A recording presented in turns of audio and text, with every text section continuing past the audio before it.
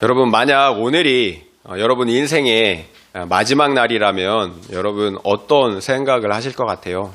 오늘이 마지막 날이에요. 그러면 여러분 어떤 생각을 하실 것 같아요? 만약 오늘이 마지막 날이라면 여러분은 무엇을 하실 것 같습니까? 마지막 날이라면 우리에게 가장 그 중요한 것, 그 소중한 것을 아마 하게 될 거예요. 그렇다면 정말 우리에게 중요한 것, 소중한 것은 무엇일까? 오늘 본문 말씀을 통해서 함께 알아보기를 원합니다.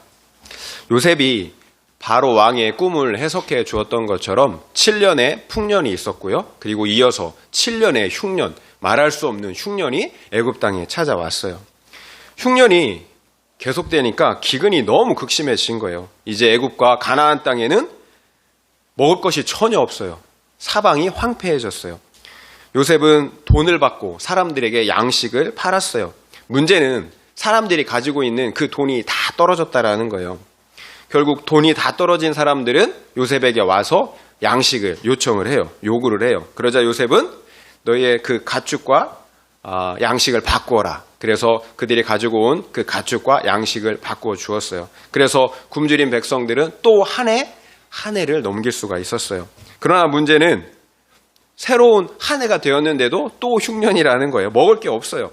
그러자 이제 사람들이 요셉에게 찾아왔어요. 이제 남은 것은 몸뚱아리밖에 없습니다. 그리고 토지, 이거라도 받으시고 우리를 바로왕의 종으로 삼아주시고 대신 먹을 것을, 양식을 달라는 거예요. 요셉은 백성들이 요구하는 대로 애굽 사람들의 그 몸 그리고 토지를 샀어요. 그래서 바로왕에게 그들의 토지와 그들을 돌렸어요. 그리고 그들에게 그해 먹을 양식과 그리고 그해에 뿌릴 종자를 나누어 주었어요. 땅에 종자를 파종할 수 있도록 양식을, 그 종자를 나누어 줬다라는 것은 그 해가 흉년의 마지막 해라는 거예요. 결국 애굽 사람들은 극심한 기근에도 망하지 않고 살아남은 거예요. 요셉이 비축해 놓은 그 양식으로 말미암아 그들이 죽지 않고 살 수가 있었다라는 거예요. 그런데 오늘 말씀을 통해서 우리가 알 수 있는 중요한 사실 한 가지는 우리의 생명보다 중요한 건 없다라는 거예요. 우리의 생명보다 소중한 것은 없다라는 거예요. 애굽 사람들은 자신들이 가지고 있는 모든 소유를 다 팔았어요. 심지어는 자신의 몸뚱아리까지 팔아서 생명과 바꿔야 했다라는 거예요. 이 땅에 어떤 것도 내 생명보다 소중한 것은 없다라는 거예요. 돈이 왜 필요해요? 직장이 왜 필요해요? 나의 생명을 위한 거잖아요. 만약 우리가 불치의 병이 걸렸다면, 그래서 마지막 죽음을 눈앞에 두고 있다면 여러분은 평생 힘들게 벌어놓은 돈이니까 쓰지 못할까요? 여러분의 생명을 살리기 위해서는 그까지 돈 아마 아무렇지도 않게 사용할 거예요. 왜냐하면 내 생명이 더 소중하기 때문이에요. 그렇다면 우리에게 생명이 소중한데, 그렇다면 진짜로 소중한 생명은 무엇일까요? 왜 성경은 굳이 수많은 역사 가운데 요셉을 통해서 그 당시 세상을 구원한 이 기근의 사건을 특별하게 기록하고 있느냐라는 거예요. 성경은 분명 역사적인 사실들이 기록된 책이지만 역사책은 아니에요. 역사적인 기록 자체가 역사적인 기록을 남기는 것이 성경의 목적이 아니라는 거예요. 우리 인류가 극복하지 못한 최대의 과제는 무엇이에요? 바로 죽음이잖아요. 죽음을 극복할 수 없다라는 거예요. 이것이 모든 인류의 최대의 과제이자 그리고 운명이에요. 비극이에요. 그래요. 성경은 우리 인류가 극복할 수 없는 그 과제, 그 죽음의 문제를 극복할 수 있는 그 길, 그 구원의 길을 보여주시기 위해서 기록한 하나님의 계시라는 거예요. 그러니까 이 땅에서의 그 80평생, 우리의 생명이 전부라면 이 사건을 특별하게 기록할 필요가 없었다라는 거예요. 마태복음 16장 26절 말씀, 여러분 잘 아시는 말씀. 사람이 만일 온 천하를 얻고도 제 목숨을 잃으면 무엇이 유익하리요? 사람이 무엇을 주고 제 목숨과 바꾸겠느냐? 온 천하를 다 얻어도 목숨을 잃으면 나에게 아무 유익이 없다라는 거예요. 예수님께서 말씀하시는 그 목숨이 우리의 육적 생명이라면 정말 크나큰 오해인 거죠. 예수님께서 우리에게 주시고자 하는 것은 영원한 생명이에요. 만약 우리에게 그저 육적인 생명을 주시길 원하셨다면 예수님이 육신을 입고 이 땅에 오실 이유가 없어요. 그리고 십자가를 지실 이유는 더더욱 없는 거예요. 성경이 말씀하시는 생명은 본래의 생명이에요. 인간에게 하나님께서 갖기를 원하셨던, 주셨던 본래의 생명, 영원한 생명이라는 거예요. 따라서 온 천하를 소유하는 것보다 더 중요한 것은 영원한 생명을 얻는 거예요. 예수님 당시 실제로 온 세상을 다 얻었지만 생명을 얻지 못한 사람들이 있었어요. 로마의 황제들을 한번 보세요. 그 사람들은 그 당시 제국을, 온 세상을 다 가졌던 사람들이에요. 그래서 그 당시 세상을 통치하고 호령했어요. 그렇지만 그 사람들이 지금 어디 있나요? 그리고 북한의 김일성과 김정일 떵떵거리며 정말 화려한 이 땅에서 모든 것을 다 가지고 누리는 독재자로 살았지만 결국은 죽고 말았어요. 잠깐의 호화로운 육적인 생명은 누렸지만 영원한 죽음에 처해지게 되었다라는 거예요. 결국 우리의 생명을 얻는 것이 온 천하를 얻는 것보다 소중하다라는 거예요. 그래서 성경은 요셉을 통해 애국 백성을 구원한 이 기근의 사건을 특별하게 기록하고 있는 거예요. 이 땅에서의 우리의 현실을 직시하라는 거예요. 그래서 죽음의 문제를 해결하고 생명을 구원하라는 거예요. 그런데 여기에서 반드시 생각해야 하는 것이 있는데요. 애국 백성들은 그 생명을 얻기 위해서 바로의 종이 되어야 했다라는 거예요. 좀 의아하죠, 여러분. 생명이 가장 소중하다라는 것은 알겠어요. 그런데 생명을 얻기 위해서 종까지 될 필요가 있겠느냐라는 거죠. 비굴하게 종이라도 돼서 그 생명을 구걸해야 하느냐라는 거예요. 그런데 우리가 또 생각해야 하는 것이 종이 된다라는 것이 무조건 나쁜 것은 아니라는 거예요. 아담과 하와는 하나님을 떠나서 자유인이 되었어요. 하나님을 떠난 자유인이 되었어요. 하지만 실제적으로 아담과 하와는 죄의 종, 사망의 종이 되었다라는 거예요. 결국 생명이신 하나님을 떠나서 영원히 죽고 말았다라는 거예요. 그러나 우리는 하나님의 종이 되었어요. 예수님께서 자신의 피값으로 우리를 사서 하나님께 드렸다라는 거예요. 그래서 우리는 하나님의 종이 되었어요. 그렇지만 우리가 비록 하나님의 종이 되었지만 우리는 어떻게 됐어요? 죄로부터, 죽음으로부터, 사탄으로부터 자유케 되었다라는 거예요. 그러면 종이 되는 것이 무조건 나쁜 것이 아니라는 거예요. 누구의 종이 되느냐가 중요한 거죠. 죄와 사망의 종, 사탄의 종이 될 것인가? 아니면 하나님의 종, 의의 종이 될 것인가? 하나님처럼 선하고 신실한 왕의 종이 된다면 종이 된다라는 것 아무 문제가 없다라는 거예요. 오히려 무조건 하나님의 종이 돼야 되는 거예요. 그래야 죄와 우리의 죽음의 문제를 해결할 수가 있어요. 그래야 영원한 생명을 얻을 수가 있기 때문에, 그렇기 때문에 우리는 오히려 반드시 하나님의 종이 되어야 한다라는 거예요.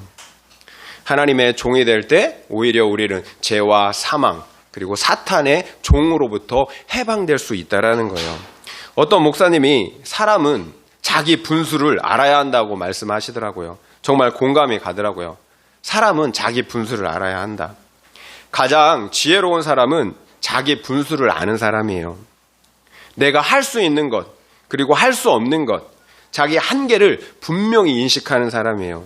분수를 모르는 사람들은 자기의 한계와 그리고 능력을 모르니까 망하는 거예요. 상황 판단이 안 되는 거예요. 신앙도 마찬가지예요. 우리의 현실, 상황을, 그래서 우리의 분수를 알아야 한다라는 거예요.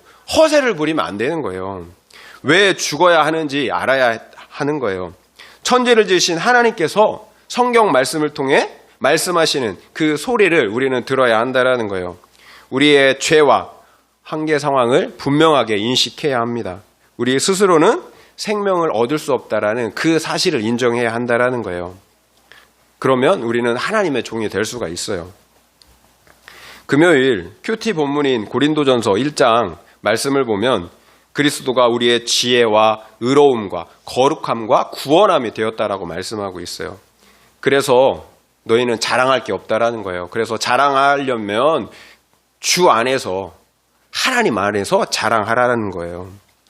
바로 이거예요. 우리에게는 우리 스스로를 구원할 어떠한 의로움도 거룩함, 능력도 없다라는 거예요. 우리에게 자랑할 것은 아무것도 없다. 내가 죄사함을 받고 구원함을 받는 유일한 이유는 다 예수 때문이라는 거예요. 결국 이런 우리의 현실, 우리 분수를 알아야 한다라는 거예요.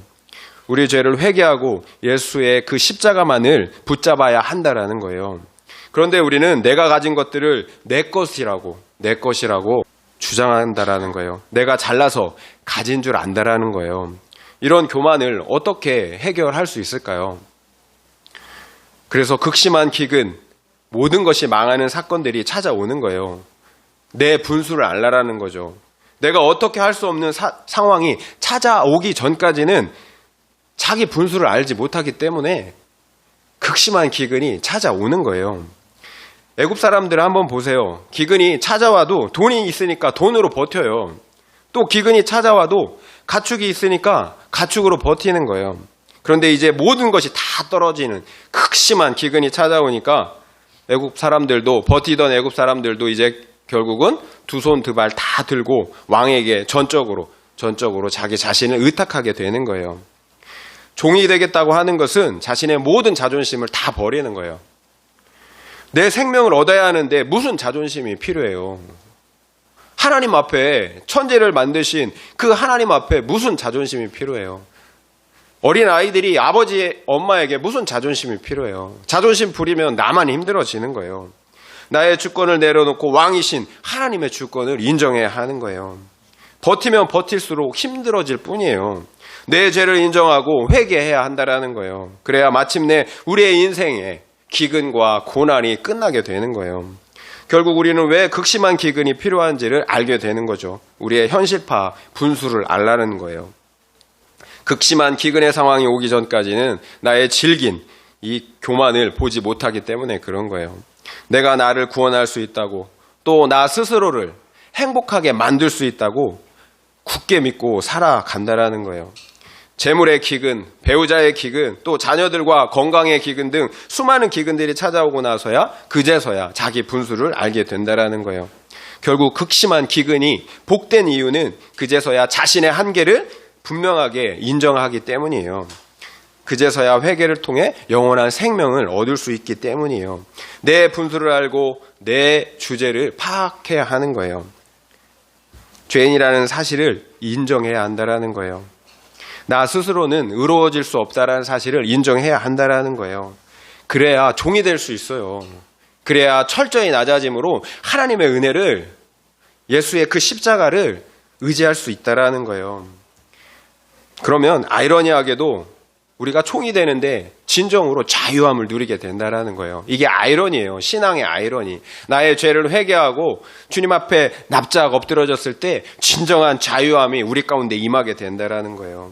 내가 하나님의 종이 될 때 우리의 교만한 마음과 미움, 징후, 그리고 염려와 두려움과 같은 수많은 죄의 종으로부터 우리가 자유케 된다라는 거예요. 그래서 하나님께 종이 된다라는 것은 역으로 죄의 종으로부터 자유해진다라는 거예요. 죄를 다스릴 수 있는 거룩한 사람이, 구원의 사람이 된다라는 거예요.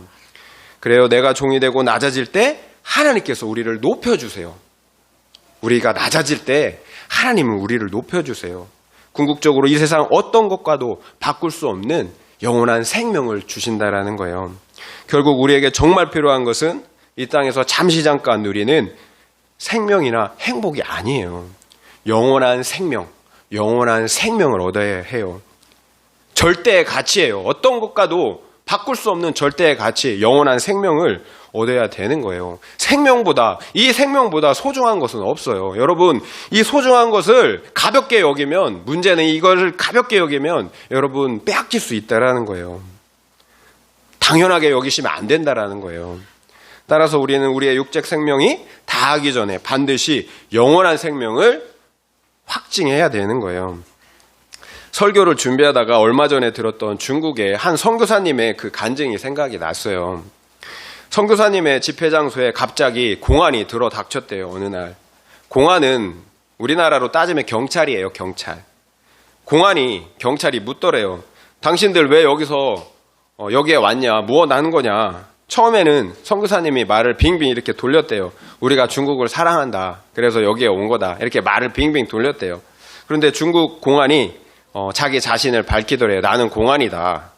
그러니까 이 선교사님이 굉장히 임기응변이 뛰어난 분이셨던 것 같아요. 그러니까 이분이 갑자기 와, 공안 대단하다. 공안은 아무나 되는 것이 아닌데 대단하다. 이렇게 그 사람을 칭찬했대요. 그러니까 공안이 갑자기 기분이 좋아져 갖고 자기 자랑을 막 하더래요.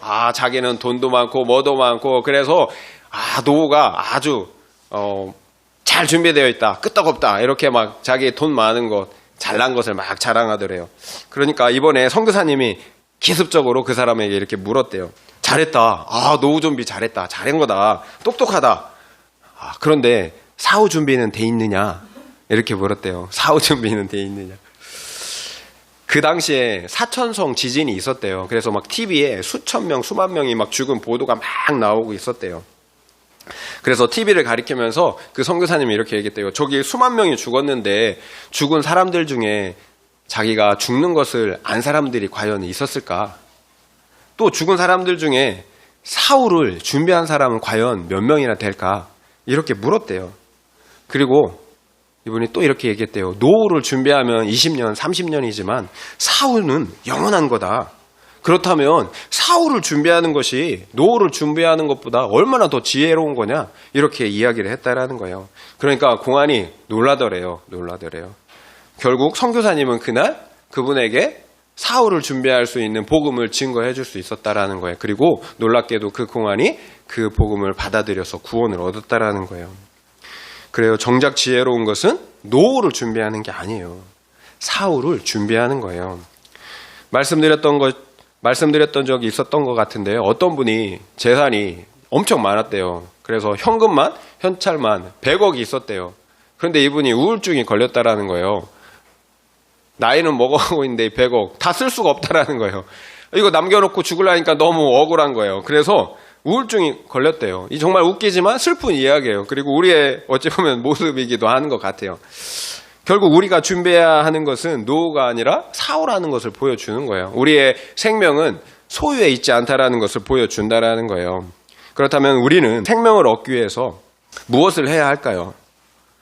우리는 우리 생명을 얻기 위해서 무엇을 해야 하느냐라는 거예요. 애굽 사람들이 자신들의 모든 소유를 팔아서라도 산 것은 다름 아닌 생명을 위한 양식이었어요. 그래요. 우리는 당장 생명을 위한 양식을 사야 한다라는 거예요. 어떤 일이 있어도 그 영원한 생명을 얻기 위한 양식을 사야 한다라는 거예요. 베드로전서 1장 23절 말씀을 여러분에게 읽어드리겠습니다. 너희가 거듭난 것은 썩어질 씨로 된 것이 아니요 썩지 아니할 씨로 된 것이니 살아있고 항상 있는 하나님의 말씀으로 되었느니라. 너희가 거듭난 것은, 너희가 생명을 얻은 것은 썩어질 육체의 씨로 된 것이 아니라는 거예요. 살아있고 항상 있는 하나님의 말씀으로 너희의 속사람이 생명을 얻었다라는 거예요. 거듭났다라는 거예요.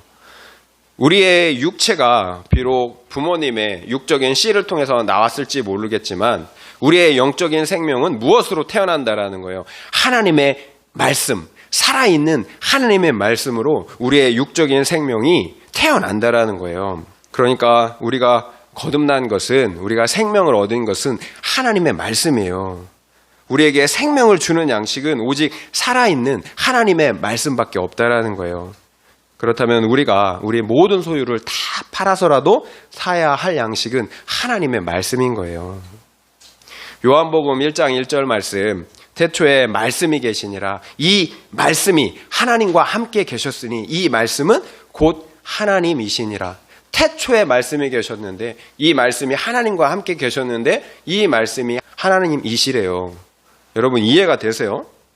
예수님에 대한 거예요. 그 말씀이 예수 그리스도이시고 하나님이시라는 거예요. 그 말씀이 육신이 되어서 이 땅에 오셨다라는 거예요. 하나님이 말씀이신 하나님이 육신을 입고 이 땅에 오셨다라는 거예요. 여러분 계속 말씀을 드리는데 어렵죠? 무슨 말인지. 결국 하나님께서 우리에게 생명을 주시기 위해서 자신의 생명을 주셨다라는 거예요. 그래서 예수님은 자신을 생명의 떡이라고 말씀하시는 거예요. 내 살을 먹고 내 피를 마셔야만 너희에게 생명이 있다라는 거예요. 예수님이 우리에게 생명을 주시기 위해서 자신의 생명을 주셨다라는 거예요. 자기의 살을 찢고 피를 흘려서 우리에게 생명을 주셨다라는 거예요. 우리가 그러니까 결국 모든 것을 다 팔아서라도 사야 할 양식은 예수님의 양식인 거예요. 그 살과 피라는 거예요. 그분이 바로 말씀이세요. 결국 우리의 생명을 위해 사야 할 궁극적인 양식은 바로 말씀이신 예수 그리스도세요. 예수님은 이런 비유를 하셨잖아요. 밭에서 보화를 발견한 농부는 자기의 전 재산을 다 팔아요. 그래서 그 밭을 사는 거예요. 왜? 그 밭에 있는 보화를 발견했기 때문에, 그 보화의 가치를 알기 때문에 자신의 전 재산을 팔아서라도 그 밭을 사는 거예요. 그 밭에 있는 보화를 얻기 위해서. 그렇다면 우리는 어때요? 말씀의 가치, 그리고 예수님의 그 가치를 여러분 알고 계세요? 그래서 나의 모든 것을 다 팔아서라도 말씀 되시는 예수를 사시고 있느냐라는 거예요. 지금 그런 삶을, 예수를 사는 그 삶을 살고 계시느냐라는 거예요. 큐티와 말씀 묵상을 해야 하는 이유인 거죠. 그것이 바로 그 말씀을 사는 거예요. 예수 그리스도를 사는 거예요. 혹시 먹고 사는 일 때문에 또 나의 유흥과 향락 때문에 그 말씀 묵상이 밀려나고 있지는 않느냐라는 거죠. 문제는 만약 그렇다면 이 세상의 어떤 것보다 소중한 그 생명을 우리가 잃을 수도 있다라는 거예요. 요한복음 10장 10절 말씀이에요. 도둑이 오는 것은 도둑질하고 죽이고 멸망시키려는 것뿐이요 내가 온 것은 양으로 생명을 얻게 하고 더 풍성히 얻게 하려는 것이라. 도둑이 오는 것은 도둑질하고 죽이고 멸망시키려는 것뿐이래요. 우리에게 생명 되시는 말씀을 빼앗아가는 도둑들이 있다라는 거예요. 그런데 예수님이 온 것은 우리 양들로 생명을 얻고 더 풍성하게 하기 위해서 오셨다라는 거예요. 주님이 온 것은 양으로 생명을 얻는 거예요. 그리고 생명을 얻을 뿐만 아니라 풍성히 누리는 거예요. 얻고 누리는 거예요. 예수님께서 가져오신 생명은 그저 나 생명 얻었어 정도가 아니라는 거예요. 내 안에서 충만히 풍성히 누리는 생명이어야 한다는 거예요. 그렇다면 우리의 생명은 어때요? 여러분 안에 계시는 그 생명은 어떠냐라는 거예요. 여러분 안에 계시는 그 생명은 안녕하냐라는 거죠. 혹시 내 안에 생명이 있는지 없는지조차 모르고 그렇게 살고 있는 것은 아니냐라는 거예요. 이 세상의 어떤 가치로도 바꿀 수 없는 영원한 생명, 그것이 가장 중요하다면 과연 나는 그 생명을 소유하고 있느냐? 영원한 생명하면 그저 영원히 산다라고 생각하는데 그것은 아니에요. 영원한 생명은 영원한 시간뿐만 아니라 질적인 완전함이에요. 우울하게 짜증나게 영원히 산다면 여러분 그런 삶을 살고 싶겠어요? 저는 그런 삶이 영생이라면 그런 거 원하지 않을 것 같아요. 우리가 상상할 수 없는 완전한 생명의 그 풍성함, 지극한 기쁨과 행복을 누리게 된다는 거예요. 그게 바로 성경이 말씀하는 영생이에요. 상상해 보세요. 그 생명, 지극한 그 평안과 기쁨, 사랑이 영원하다라는 거예요. 지루할 틈이 없는 거예요. 현재 우리가 예수 그리스도 안에서 누리는 은혜와 기쁨들이 있어요. 그 생명, 우리가 예수 그리스도 안에서 누리는 그 기쁨과 평안, 그 사랑이 그 영원한 생명의 한 부분인 거예요. 결국 우리는 이 땅에서도 이미 그 생명을 누려야 한다라는 거예요. 그것도 풍성히 누려야 한다라는 거예요. 그래야 영원한 천국을 우리는 확신할 수가 있는 거예요. 이 땅에 고난이 얼마나 많아요. 사탄의 유혹이 얼마나 많아요. 우리 안에 생명이 없다면 넘어갈 수밖에 없어요. 쫓아갈 수밖에 없다라는 거예요. 그래서 예수님은 죽어서 가는 생명이 아니라 이 땅에서 얻고 풍성히 누리는 생명을 우리에게 주신 거예요. 지금 당장 우리 안에 그 생명이 있어야 하고 그 생명을 풍성히 누려야 한다라는 거예요. 임신한 사람이 처음에는 임신한 사실을 모를 수 있어요. 그런데 3개월, 5개월, 6개월, 9개월, 10개월 아기가 나오는 데까지 계속 이 생명이 자라고 있는데 내 안에 생명이 있는지 없는지 모를 수 있을까요? 그거는 정말 바보가 아닌 이상 내 안에 생명이 있다라는 사실을 알 수밖에 없다라는 거예요. 나에게 생명이 있다면 분명한 이와 같은 생명의 증거가 우리 가운데 있다라는 거예요. 그렇기 때문에 우리는 생명을 누려야 하는 거예요. 그래서 제가 이런 말씀을 드리는 게 과연 내가 내 안에 생명이 있는가? 생명이 희미한가? 아니면 없는가? 왜 이 말씀을 드릴까요? 한번 점검해 보라는 거예요. 왜냐하면 그 생명을 우리가 어떤 것보다 절대 가치이고 반드시 가져야 되는 건데 그렇다면 우리가 점검을 해야 되지 않겠어요? 과연 내가 임신했는지 안 했는지 우리가 확인을 해야 되는 거 아니에요. 정말 내 안에 그 생명의 기쁨이 있는지 우리가 확인해 봐야 된다는 거예요.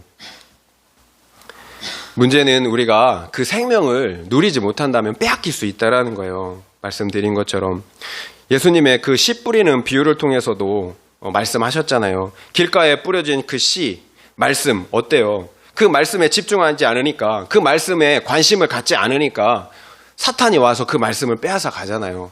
그 말씀이 생명을 주니까 사탄이 그 말씀을 빼앗아 간 거예요. 믿지 못하도록. 과연 우리에게 주어지는 그 생명의 말씀을 빼앗아가는 존재는 무엇인지, 그것이 사탄인 거예요, 사실은. 그래요. 우리가 정말 소중하게 여길 것을 소중하게 여기지 않으면 빼앗기는 거예요. 오늘날처럼 말씀이 풍성한 시대는 없었어요. 과거에는 오늘날처럼 성경책을 가질 수가 없었어요. 책 한 권의 가격이 집 한 채 가격이랑 비슷했다라는 거예요. 어떻게 성경책을 가질 수 있었겠어요? 또 그런 성경책을 갖는다고 해도 헬라어, 히브리어, 라틴어, 일반 성도들은 도저히 읽을 수 없는 언어들로 기록되어 있다라는 거예요. 그렇지만 오늘날은 어때요? 그 성경책이 각 나라의 언어들로 다 번역이 되어 있어요. 그래서 한 사람이 몇 권의 성경책을 가지고 있다라는 거예요. 또 우리는 너무도 쉽게 유튜브를 통해서 많은 매체들을 통해서 하나님의 말씀을 들을 수 있는 시대에 살고 있다라는 거예요. 그런데 문제는 뭐예요? 우리에게 그 말씀이 그렇게 풍성한 시대임에도 불구하고, 생명의 말씀이 풍성함에도 불구하고 우리는 그 말씀을 가까이 하지 않는다라는 거예요. 분명 손쉽게 말씀을 접할 수 있는 시대에 살고 있지만 그 말씀조차도 내가 의지를 가지고 있지 않다면 그 말씀을 내가 취할 수가 없다라는 거예요. 볼 수가 없다라는 거예요. 우리는 과연 살면서 하나님의 말씀을 몇 번이나 읽었습니까? 혹시 한 번도 읽지 않고 하나님 앞에 가시려고 하는 것은 아니겠죠. 만약에 하나님의 말씀을 한 권도 안 읽고 하나님 앞에 가면 좀 부끄럽지 않겠어요? 오늘날은 이상, 기후, 전쟁 등으로 식량 문제가 심각해요. 아프리카, 남미에서는 수많은 사람들이 굶어 죽어가고 있다는 거예요. 엄청난 기근이 있어요. 그러나 정말 기근은 무엇일까요? 아모스 8장 11절부터 13절 말씀을 여러분에게 읽어드릴게요. 주 여호와의 말씀이니라. 보라, 날이 이를지라. 내가 기근을 땅에 보내리니 양식이 없어 주림이 아니며 물이 없어 가람이 아니요 여호와의 말씀을 듣지 못한 기갈이라. 사람이 이 바다에서 저 바다까지 북쪽에서 동쪽까지 비틀거리며 여호와의 말씀을 구하려고 돌아다녀도 얻지 못하리니 그날에 아름다운 처녀와 젊은 남자가 다 갈아여 쓰러지니라. 날이 이른대요. 날이 이르면 하나님께서 기근을 보낸대요. 그 기근이 먹을 것이 없는 기근, 마실 것이 없는 그 가람이 아니에요. 하나님의 말씀이 없는 기근이라는 거예요. 정말 기근은 육적인 기근이 아니에요. 영적인 기근이에요. 하나님의 말씀이 없는 것이 진짜 기근이라는 거예요. 왜 그래요? 말씀이 중요한 이유는 그 말씀만이 우리에게 생명을 주실 수가 있기 때문에 그렇다라는 거예요. 그런데 그 말씀이 기근이라는 거예요. 정말 심각한 거죠. 영원한 생명을 주실 수 있는 유일한 말씀의 양식이 기근이라는 거예요. 이스라엘 백성들이 하나님의 말씀에서 벗어나 잘못된 길로 갈 때면 하나님은 줄곧 선지자들을 통해서 그리고 성전의 제사장들을 통해서 백성들에게 말씀을 하셨어요. 회개하고 돌이키라는 거예요. 하나님께. 계속해서 끊임없이 하나님은 이스라엘 백성들에게 말씀하셨다라는 거예요. 그런데 끝까지 회개하고 돌이키지 않아요. 그러면 한계 상황에 다다르게 되는 거예요. 하나님께서 수없이 말씀하시고 기회를 주셨지만 이스라엘 백성들이 돌이키지 않으니까 하나님께서도 더 이상 말씀하시지 않게 되었다라는 거예요. 백성들이 말씀대로 살지 않을 때 하나님께서도 침묵하셨다라는 거예요. 이것이 말씀이 없는 영적 기근의 상태라는 거예요. 그래, 너희들 원하는 대로 한번 마음껏 살아봐. 마음껏 살아봐. 정말 무서운 것은 뭘까요? 잔소리하는 것, 징계하는 것이 아니에요. 정말 무서운 것은 무관심이에요. 무관심. 마음이 떠났다라는 거예요. 무관심은. 그래도 지지고 볶는, 그래서 싸우는 부부들은 소망이 있어요. 희망이 있어요. 그런데 대화 한마디 하지 않는 그런 부부들은 끝난 거예요. 마음이 멀어졌잖아요. 무관심해요. 무엇을 해도 상관이 없어요. 하나님께서 침묵하시니까 당장은 좋은 것 같아요. 그러나 문제는 그렇게 살면 더욱더 생명에서 멀어지게 된다라는 거예요. 말씀에서 멀어지게 된다라는 거예요. 결국 영적으로 완전히 죽게 되는 거예요. 그래요. 이스라엘 백성들은 선지자를 통해서 찔리는 말씀을 듣지 않아서 그 당시에는 좋았어요. 심지어 그들은 그런 착각도 했어요. 내가 하나님께 복을 받고 있다. 왜냐하면 말씀이 없어도, 말씀대로 살지 않아도 육적으로 풍요로웠어요. 그러니까 착각한 거예요. 하나님께서 나를 축복해 주시는구나. 복 받는구나. 그런데 정말 그랬을까요? 말씀이 없는데 잘 되는 것이 정말 복 받은 걸까요? 주님께서 말씀하신 것처럼 멸망의 날은 우리가 좋다 할 때 생각하지 못한 그날에 덫과 같이 임하게 된다라는 거예요. 짐승들이 잘 가다가 덫에 탁 걸려요. 알고 걸릴까요? 어느 순간 그 덫이 놓여있는 것을 알지 못하는데 지나가다 그 순간 덫에 걸려서 죽음에 이르게 된다라는 거예요. 결국 북이스라엘은 아수라에 망해요. 역사 속으로 사라져 버려요. 북이스라엘은. 그리고 남유다는 바벨론에 의해서 완전히 멸망을 해버려요. 수많은 사람들이 칼과 기근에 죽고 또 처자식들은 유린당하고 포로로 끌려가는 수모와 수치를 겪어야 했다라는 거예요. 분명 언약의 백성들이에요. 이들은. 그런데 어떻게 되었어요? 결국 망하고 말았다라는 거예요. 물질적인 풍요, 육적인 풍요에 빠져서 정작 자신들에게 말씀이 없는 영적 기근이 닥친 것을 알지 못했다라는 거예요. 우리도 마찬가지예요. 말씀을 들어도 믿지 않으면, 그래서 그 말씀대로 살지 않으면 말씀의 기근이 찾아오는 거예요. 그렇다면 오늘날처럼 말씀이 풍성한 시대를 살고 있는 우리에게 왜 말씀의 기근이 있다라고 말하는 걸까요? 하나님의 말씀이 물리적으로 들리는 것이 중요한 것이 아니라는 거예요. 그 말씀이 성령의 역사를 통해서 내 영혼의 귀에 들려져야 하는 거예요. 그 말씀이 믿어져야 하고 또 그러므로 내 영혼을 살려내는 기쁨이 있어야 된다라는 거예요. 그러므로 그 말씀을 살아내야 하는 거예요. 이것이 말씀이 들리는 말씀의 풍년의 상태인 거예요. 말씀이 많다고 풍년이 아니라 그 말씀이 나에게 생명을 줄 때, 그것이 들려질 때 그것이 말씀의 풍년이라는 거예요. 결국 말씀의 기근은 큐티를 하고 예배를 드려도 감동이 없고 믿어지지 않는 거예요. 그래서 큐티를 해도 예배를 드려도 무덤덤해요. 형식적으로 된다라는 거예요. 그러면 그런 교회는 어떻게 될까요? 서로 형식적인 것에, 아무것도 아닌 것에 서로 왜 이렇게 했냐 저렇게 했냐 싸우는 그런 공동체가 되는 거예요. 말씀에 대한 어떤 기대도 기쁨이 없다라는 거예요. 그러니까 아무것도 아닌 것들에 집착하게 된다라는 거예요. 결국 물리적인 말씀이 있다고 풍년이 아닌 거예요.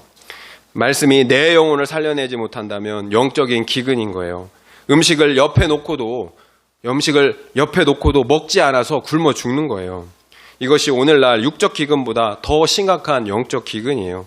혹시 우리가 그런 상태가 아닌가 우리를 돌아봐야 한다는 거예요.